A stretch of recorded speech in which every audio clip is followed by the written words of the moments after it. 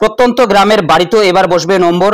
গ্রামীণ এলাকায় প্রতিটি বাড়ির জন্য ইউনিক এসএসসি নম্বর। প্রত্যেক গ্রাম পঞ্চায়েতের এলজিডি কোড নম্বর ধরেই তৈরি হবে বাড়ির ইউনিক আইডি। বাড়ির ঠিকানায় নম্বর ব্যবহারের পদক্ষেপ আরো সহজ হবে বাড়ি চিহ্নিতকরণ। বাড়ির ইউনিক আইডির সঙ্গে সংযুক্ত হবে আইজিআর ও ভূমি সংস্কার দপ্তরের তথ্য। ইতিমধ্যে এই কাজ নিয়ে কিন্তু গুরুত্বপূর্ণ আপডেট চলে এসেছে এবং প্রত্যেক বাড়ির জন্য ইউনিক নম্বর একটি হবে। কবে থেকে এই ইউনিক নম্বরটি আপনারা পেতে চলেছেন, তাছাড়াও এই ইউনিক নম্বরটি কত সংখ্যার হবে, এ বিষয়ে কি আপডেট এসেছে বিস্তারিত জানিয়ে দিচ্ছি। ভিডিওটি প্রথম থেকে শেষ পর্যন্ত কন্টিনিউ করুন।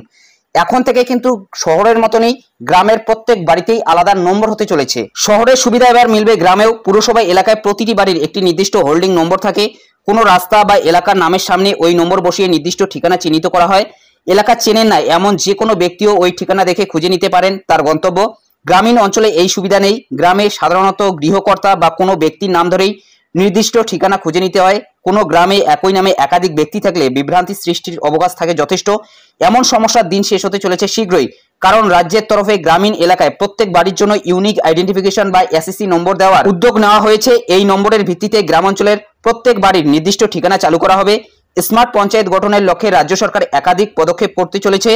তারই অঙ্গ হিসেবে গ্রামীণ এলাকার প্রত্যেক বাড়ির ইউনিক আইডি বা এসএসসি নম্বর দেওয়ার সিদ্ধান্ত হয়। কিভাবে দেওয়া হবে এই ইউনিক আইডি? দেশের প্রত্যেক গ্রাম পঞ্চায়েতের একটি নির্দিষ্ট লোকাল গভর্নমেন্ট ডাইরেক্টরি অর্থাৎ এলজিডি কোড রয়েছে। এই কোড বসিয়ে প্রতিটি বাড়ির জন্য একটি করে নম্বর ব্যবহার করলেই তৈরি হয়ে যাবে ইউনিক এসএসসি নম্বর। প্রতিটি নম্বর হবে 10 ডিজিটের। রাজ্যের এক আধিকারিক বলেন, এটি প্রাথমিক পদক্ষেপ। নিয়মের কিছু পরিবর্তন এনে শহরের ধাঁচে গ্রামেও প্রত্যেক বাড়ির হোল্ডিং নম্বর চালুর পরিকল্পনা রয়েছে সরকারের। সেক্ষেত্রে গ্রামের নামের আগে বসবে বাড়ির জন্য রাজ্যের নির্ধারিত নম্বর। এ বিষয়ে পঞ্চায়েত মন্ত্রী প্রদীপ মজুমদার বলেন, আমাদের লক্ষ্য স্মার্ট পঞ্চায়েত। মমতা বন্দ্যোপাধ্যায়ের নির্দেশে এই কাজই চলছে। তথ্য প্রযুক্তি ব্যবহার করে মানুষের জন্য আরো কি সুবিধা নিশ্চিত করা যায়, অনবরত চলছে সেই ভাবনা। এটিও তেমনি একটি পদক্ষেপ। সম্পূর্ণ অনলাইন মাধ্যমে বিল্ডিং প্ল্যানের ছাড়পত্র দেওয়ার জন্য তোড়জোড় শুরু করেছে পঞ্চায়েত দপ্তর।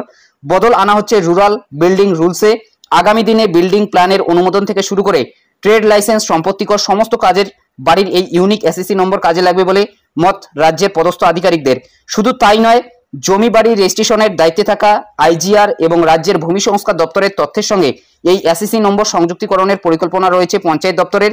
সেক্ষেত্রে জমি বাড়ির মালিকানা সংক্রান্ত রিয়েল টাইম তথ্য থাকবে প্রতিটি গ্রাম পঞ্চায়েতের হাতে। কোথাও জমি বাড়ি কেনার সময় ক্রেতা এই এসএসসি নম্বর দিয়ে নির্দিষ্ট পোর্টালে খোঁজ করলেই জেনে নিতে পারবে সংশ্লিষ্ট সম্পত্তি সংক্রান্ত যাবতীয় তথ্য। সূত্রের খবর, গ্রামাঞ্চলে ইউনিক এসএসসি নম্বর চালু করার জন্য ইতিমধ্যেই প্রশাসনিক স্তরে প্রস্তুতি শুরু হয়ে গিয়েছে। দুর্গাপুজোর পরেই পঞ্চায়েতের কাজকর্ম সংক্রান্ত একগুচ্ছ অনলাইন পরিষেবা চালুর পরিকল্পনা রয়েছে মমতা বন্দ্যোপাধ্যায়ের সরকারের। সবকিছু ঠিকঠাক চললে 2025 সালের শুরুর দিকেই গ্রামাঞ্চলে বাড়ির এসএসসি নম্বর দেওয়ার কাজ চালু হবে। মূলত বুঝতেই পারছেন 2025-এর শুরু নাগাদ কিন্তু আপনারা এই নম্বরটি পেতে পারেন। তো এ বিষয়ে ইতিমধ্যে কিন্তু সরকার কাজ শুরু করে দিয়েছে। তো এই যে উদ্যোগটি নেওয়া হচ্ছে রাজ্য সরকারের তরফ থেকে, এই বিষয়ে আপনার কি মতামত অবশ্যই কমেন্ট বক্সে জানাতে ভুলবেন না।